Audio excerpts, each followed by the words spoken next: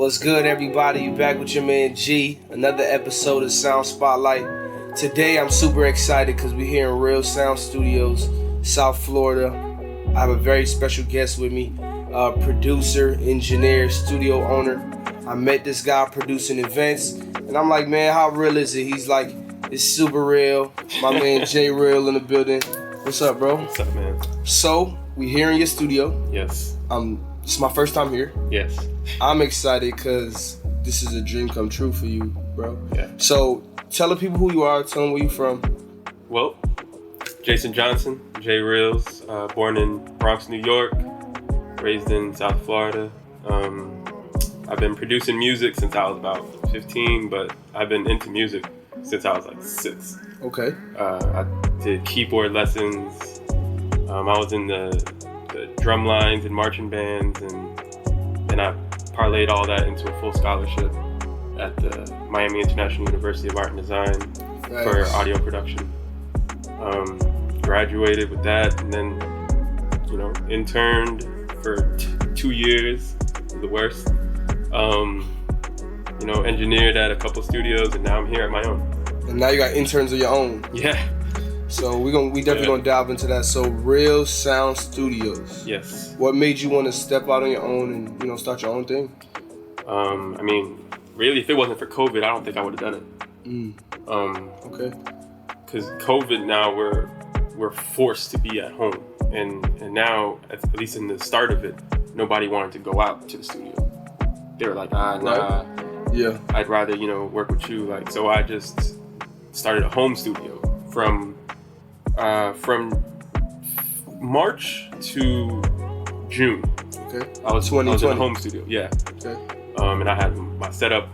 Pretty much everything that's in my B room was from my home studio. Okay. So I was doing that, and all my clients were coming in, but it started to get really busy, and there was a lot of people in my home, and I didn't like that. And then one of my clients said that I have enough clientele that I should just look into getting my own spot. Okay. Yeah. So I looked into it, and then one thing led to another, and then it started moving really fast, too fast, where it was nerve-wracking. So I signed my lease here in August. August 2020, yeah. August 2020. October was construction, and now, November was me pretty much setting everything up, and then I opened in the first week of December. First week of December. So what's it been like since you opened, man? It's been a learning experience. Okay. There's a lot of good things that come with it, and a lot of things that I have to get used to. So one of the things that I'm still getting used to is that everything in here I own. Facts. So I see that other artists aren't gonna care about your stuff as much as you might care. The value's not the same to them. No. So when I first opened, I had a client, and he sits down, and you seen the Rick James skit of Dave Chappelle? He's like, nice place, nigga. Sits down, he gets real comfortable, and he's sprawled out on the couch. And I'm like, yo, what are you doing? you the owner. Yeah. Oh, that's funny. Yo. So I realized that you have to care about everything here twice as much. Wow. Because other people aren't going to care about for you and for them. Absolutely. Yeah. So that, being in charge of everything has to run the way that you want it to run. So I have to be more assertive and forceful, and by nature, that's not really me. I'm more passive. So it's a bit of an adjustment. That and, still managing everything, and then still engineering at the same time. Facts. So my 2 hats. Yeah. Owner, engineer. Yeah, and my time has been diminished. It's gone. I don't have time to hang out, and at least at the start. What the millionaires and the billionaires say, man, is the extra hours. You find them. Sleeping. You gotta cut it out. You gotta cut out sleep. I think the word is get up at 5 a.m. or something crazy like that. Sleep has been cut out. Let's talk about managing your team. Okay. You went from just managing you, right? Yeah. Virtually freelancing at other studios. Yeah. To now opening your own. Yeah. I believe you say you have 4 engineers and 3 interns. Yes. That's a staff, as well as multiple rooms in the facility to manage, plus your home life. So, what does it look like managing a team, man? Managing a team, it's cool being the boss. That's cool. Like, because at other studios, my problem was that I had all of these ideas that I truly thought would work. Like, oh, we should get this, or we should do this type of special, right? And then, you know, they'll be like, yeah, we'll try it out one day, right? But now, here, I can run whatever I want to run, and I know for a fact that this will work. Like I have competitions every other Sunday, right? It's for not clients, but artists who send in their music, and then the winner who has the best song gets free studio time, free beat, whatever. What do you call the competition? The Real Hitmaker. Real Hitmaker. Yeah. So how do they find out more about that? It's on my Instagram. Real.Sound.Studios. Perfect. So there's a contest for artists. Yes. Right there. Continue. Yeah, and a lot of people don't do that because to pull that off, you have to give them free stuff, right? So when I tried to do this at other studios, the engineers didn't want to do that, you know? They're like, I don't want to do no free thing, you know? Right. But because this is my place, you don't have to fight with nobody. That's a marketing decision. And that's cool. So pay the cost to be the boss. Yeah. Pay the price. Put your money where your mouth is, right? I always give people the example, like you got Bill Gates, you got Steve Ballmer. Okay. You know what I'm saying? Bill Gates, Microsoft is his thing. Steve Ballmer understood that he was better being beside him than ahead of him or in front of him, right?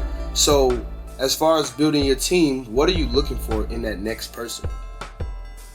Well, I need people that will keep the culture that I'm trying to create here.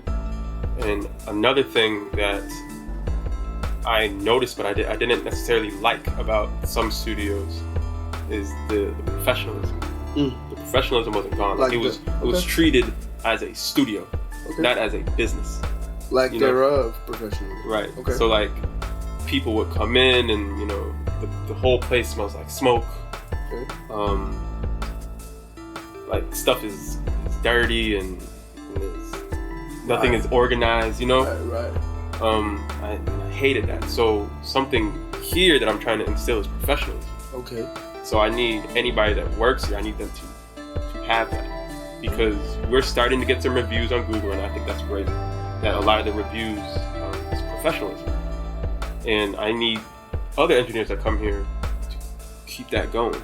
That way, if you know any potential clients, they know that if they look up studios in Hollywood and they see this studio, they know that they're gonna get professionalism. Wow, man, that's it's flavors, right? Levels to it, quality versus quantity. Yeah. So you want your professionalism to be the reason you stand out. Yes. That in itself is unique. Yes. So that's dope. So that's one aspect of the studio. Now let's talk about engineering. Okay. So you've been engineering for how many years would you say? I have been engineering professionally since 2016. Okay, so that would be 5 years. Yeah. If you want to throw in your amateur years, how many years? Amateur years, that's college. So that's let's say now that's 9 years.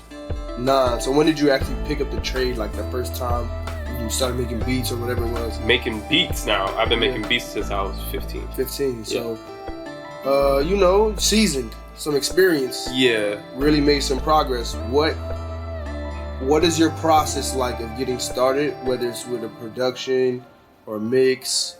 What's your process like? With production, I mean, it varies. You use Pro Tools? Yeah, I use Pro Tools for everything. So Pro Tools your go-to, the number one? Yeah. All right.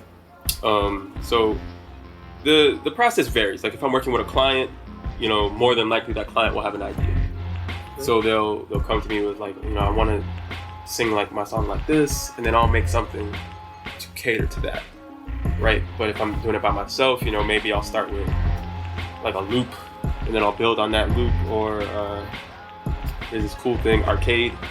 Yeah, I'm familiar with Arcade. Arcade is so dope, and like it's like a huge library of vocals. It's a lot in Arcade. So like I'll mess with one of those, and then I'll build around that, you know.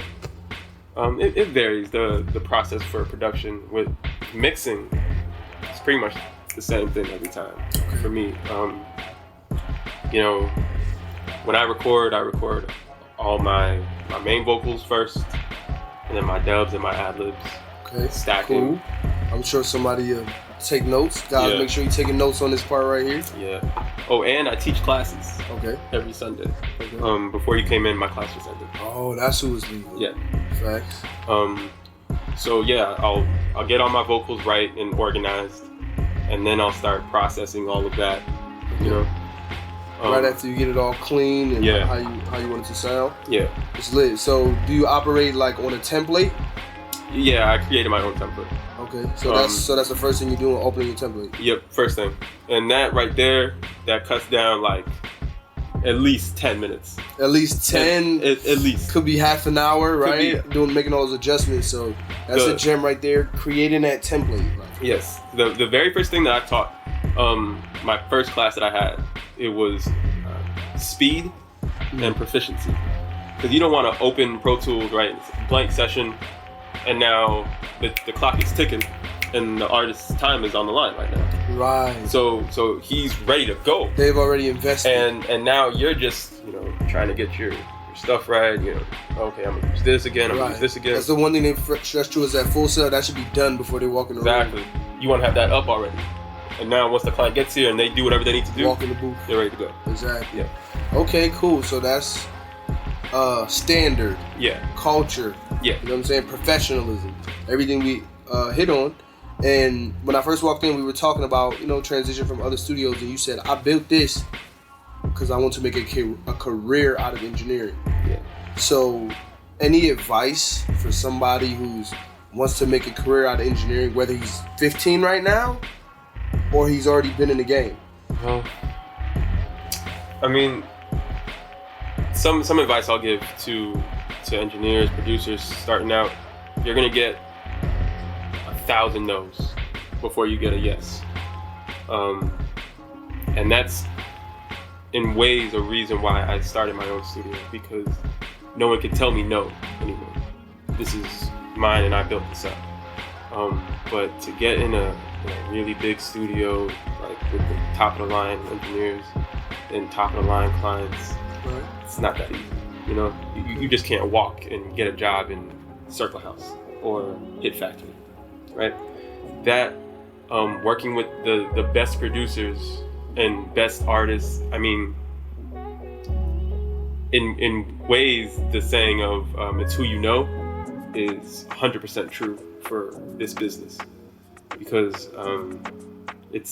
you're gonna get in some positions because of the people that you know and like not burning bridges. So like, look, I really needed a interview to talk about myself and talk about the studio, and now I'm doing it with you. Exactly. Right? So and networking, not burning bridges. I mean, like, we haven't talked since we were working. Exactly, right? But now, if it was like fuck that job, right, forget everybody there, I'm onto some new shit. Exactly. Then I wouldn't even have this right here. Right. And this is a great opportunity. Yeah. Network. Yeah. That's your network. That's 100%. Good. 100%. Network equals your network. Mm-hmm. So your network of artists is what comes through the door and feeds the studio. Yes. Right? 6 degrees of separation, how you got your interns. So everybody, make sure you're getting out aspiring artists, aspiring producers, aspiring engineers, whatever you marketing, whatever it might be, because now you need different people in here to grow with you. Yeah. Make sure you guys are getting out, getting to know people, collecting numbers, social media, right? So you got this brand new studio. So how do we get information on the classes, and how do artists and producers, content creators book studio time? Well, to get information on the classes, really everything is going to be through the website. Okay. But my Instagram, I do my best to keep everything updated as far as the classes, the competitions, any specials and deals I have going on. Stuff like that is always going to be on my Instagram. Perfect. So what's the website, and give me your Instagrams? The website is ReelSoundFL.com, and the IG is Reel.Sound Studios. Amazing. Guys, I'm here in Real Sound Studios right now. I'm so inspired and impressed by what this gentleman has put together. Check out Real Sound Studios. If you're here in South Florida, you gotta book some time, whatever it might be for. This is the place to be because my guy has brought this experience to you guys for free. So, JReelz, we in the building. It's about to be an amazing year. Yes. One love, y'all.